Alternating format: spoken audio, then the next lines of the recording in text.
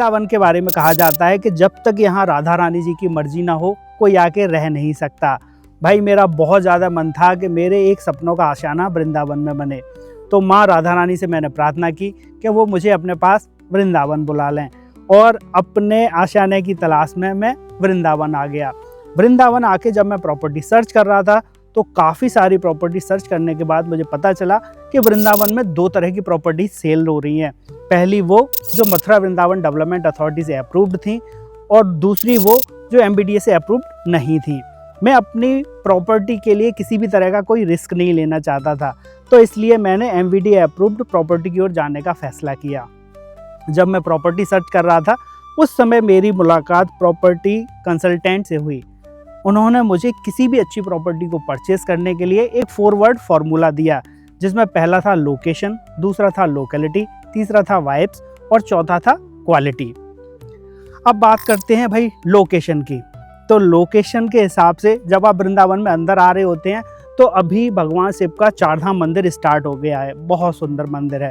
फिर उसके बाद आते हैं आप मेरो वृंदावन गेट है, और उसके बाद आ जाता है आपका माता वैष्णो देवी मंदिर। माता वैष्णो देवी मंदिर से अंदर आते हैं आप शायद 2 से 2.5 किलोमीटर, तो फिर आपको जो दुनिया का सबसे ऊंचा मंदिर बन रहा है चंद्रोदय मंदिर, वो दिख जाता है। चंद्रोदय मंदिर से आगे और प्रेम मंदिर से पहले आपकी एक सोसाइटी है रुक्मणी विहार।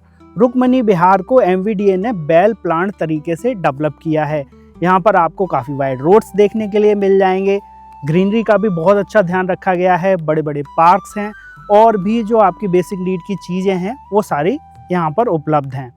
तो लोकेशन के हिसाब से मैंने भाई रुक्मणी विहार को डिसाइड किया, और रुक्मणी विहार में भी जो टाटा वालों का ताज होटल बन रहा है, उसके अलावा जो मथुरा वृंदावन का सबसे बड़ा मॉल बनाया जा रहा है, उसके बीच में एक जगह है जो डेवलप की जा रही है जिसका नाम है हरे कृष्णा आशियाना। लोकेशन के हिसाब से मुझे हरे कृष्णा आशियाना बेस्ट लगी। अब दूसरी बात कर लेते हैं लोकेलिटी। लोकेलिटी के हिसाब से अगर देखा जाए तो भाई एक तो सबसे पहले तो रुक्मणी विहार एरिया हो गया, बेहद पॉश एरिया है। उसके अलावा जब मैंने हरे कृष्णा आशियाना में पता किया कि भाई यहाँ पर किस तरह के लोग आ रहे हैं, तो मुझे पता चला कि यहाँ पर जो इंडिया की और इंडिया के बाहर की टॉप क्रीमी लेयर है, जिसमें कुछ कंपनीज़ के ओनर हैं, कुछ IT प्रोफेशनल्स हैं, उसके अलावा कुछ टॉप लेवल के बिजनेसमैन और सर्विसमैन हैं, वो यहाँ पर अपने लिए प्रॉपर्टी परचेज करके चल रहे हैं। तो भाई लोकेलिटी के हिसाब से मैंने कहा ये जगह मेरे लिए बेस्ट रहेगी। इसके बाद कर लेते हैं तीसरी चीज़, वो है वाइब्स। भाइयों वृंदावन की वाइब्स आप सबको ही पता है, मुझे भी पता है कि पूरे वृंदावन की वाइब्स बेहद पॉजिटिव हैं, लेकिन हरे कृष्णा आशियाना में आके वो वाइब्स और ज़्यादा अच्छी लगने लगती हैं। उसका रीज़न है कि पहले तो ये प्रॉपर वृंदावन के अंदर है, दूसरा यहाँ पर जो अपार्टमेंट बनाए जा रहे हैं वो 4 साइड ओपन अपार्टमेंट बनाए जा रहे हैं, जिनमें के 3 साइड से तो आपको बालकनी ही देखने के लिए मिल जाती है। भाई एयर का और लाइट का प्रॉपर क्रॉस वेंटिलेशन बना रहता है, इस वजह से भाई यहाँ पर बेहद पॉजिटिव वाइब्स मिलती हैं हमें। अब चौथा आ जाता है क्वालिटी। भाइयों आप अगर वृंदावन आए हो तो आपने ध्यान दिया होगा कि वृंदावन में एक बहुत बड़ी समस्या है, वो है खारे पानी की समस्या। ज़्यादातर कुछ बिल्डिंग आप जो देखोगे जो 5 साल या 10 साल पुरानी हुई हैं, वो आपको बिल्कुल जर्जर कंडीशन में देखने के लिए मिलेगी। कारण है दीवारों से पपड़ी उतरना, प्लास्टर का पूरी तरह से झड़ना, क्रैकनेस, डंपनेस, सीलन, ये बहुत सारी प्रॉब्लम आती हैं। मैं नहीं चाहता था कि मुझे क्वालिटी के मामले में कोई कंप्रोमाइज़ करना पड़े, तो इस वजह से हरे कृष्णा आशियाना को डिसाइड करना और ज़्यादा प्रेफर हो गया, क्योंकि यहाँ पर माइवन कंस्ट्रक्शन टेक्नोलॉजी का यूज़ किया जा रहा है। ये एक जर्मन कंस्ट्रक्शन टेक्नोलॉजी है जिसमें कि कंप्यूटराइज्ड एल्युमिनियम के फ्रेम्स बने हुए आते हैं। उन फ्रेम्स में को लगाकर जैसे आपका छत का जो लेंटर पड़ता है उसी तरह से आपकी वॉल्स भी तैयार होती हैं। वॉल्स भी आपकी स्टील की और कंक्रीट की बनी हुई रहती हैं। इसमें स्ट्रेंथ बहुत ज़्यादा रहती है और इसकी लाइफ आम कंस्ट्रक्शन की अपेक्षा 8 से 10 गुना ज़्यादा है। इसको तो बिल्ड फॉर जनरेशन्स भी कहा जाता है, इसको कई सारी पीढ़ियाँ यूज़ करके चल सकें। उसके अलावा भाई इन बिल्डिंग्स पे भूकंप वगैरह का भी कोई आसानी से कोई फ़र्क नहीं पड़ता। तो क्वालिटी के लिहाज से मैंने प्रेफर किया हरे कृष्णा आशियाना को चुनना।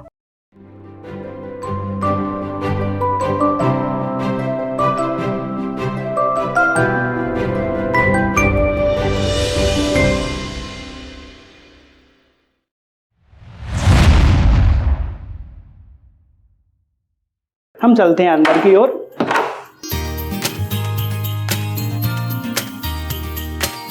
स्टार्टिंग में 9 सीटर सोफा पड़े होने के बाद भी आपके पास बहुत अच्छा स्पेस बना रहता है। लिविंग एरिया के बाद हम आ जाते हैं अपने डाइनिंग एरिया में।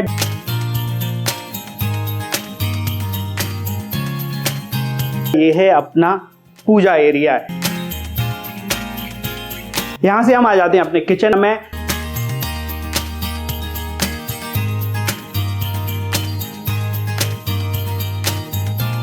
किचन के बाद अब हम अपना मास्टर बेडरूम देख लेते हैं।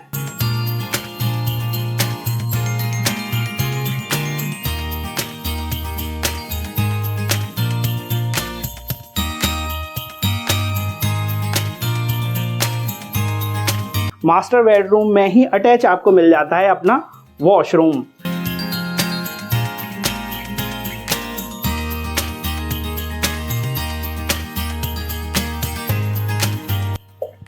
रूम से ही अटैच हमें मिल जाती है बालकनी।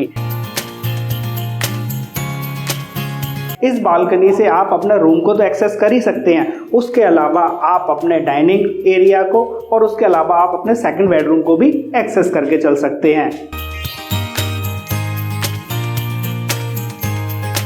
लिविंग एरिया में एक बड़ी ही कॉमन चीज होती है भाई, हमें मिलना चाहिए कॉमन वॉशरूम। तो हमें कॉमन वॉशरूम फ्रंट पर ही देखने के लिए मिल जाता है।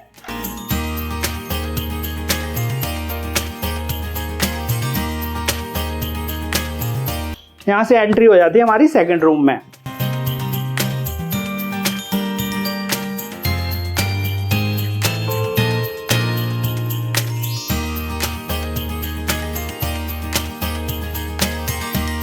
हमें यहाँ पर कजारिया का प्रीमियम साइज का टाइल देखने के लिए मिल जाता है। जो भी गेट वगैरह यूज किए गए हैं वो सारे टर्माइट प्रूफ और वाटर प्रूफ यूज किए गए हैं।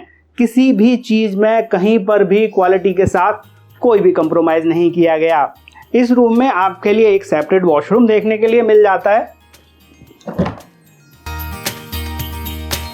चलिए हम आपको अपना थर्ड बेडरूम दिखा देते हैं।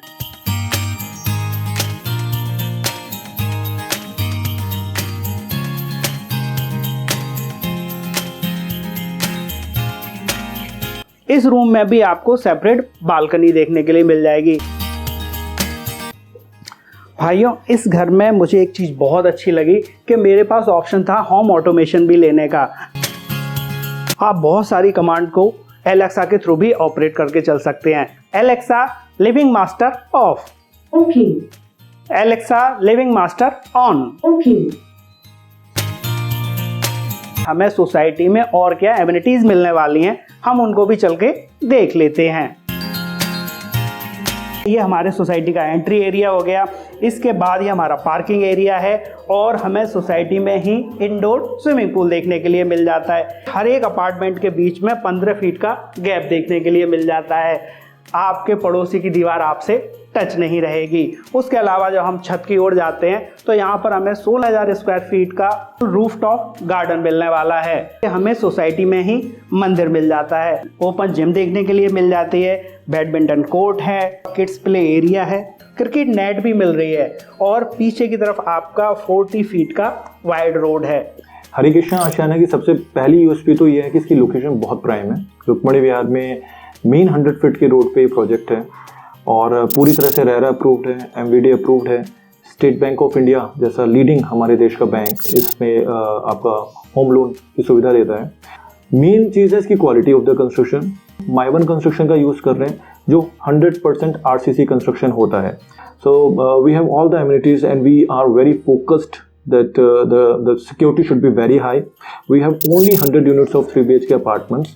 तो इसकी यूएसपी यही है कि construction of the quality is awesome. And अगर आपको जान के खुशी होगी कि हमने लास्ट प्रोजेक्ट अपना बिफोर टाइम डिलीवर किया है, तो आप ये मान के चलिएगा कि आपका project Hare Krishna Ashiana before time या ऑन टाइम डिलीवर होगा। And we are very committed on that, trust me.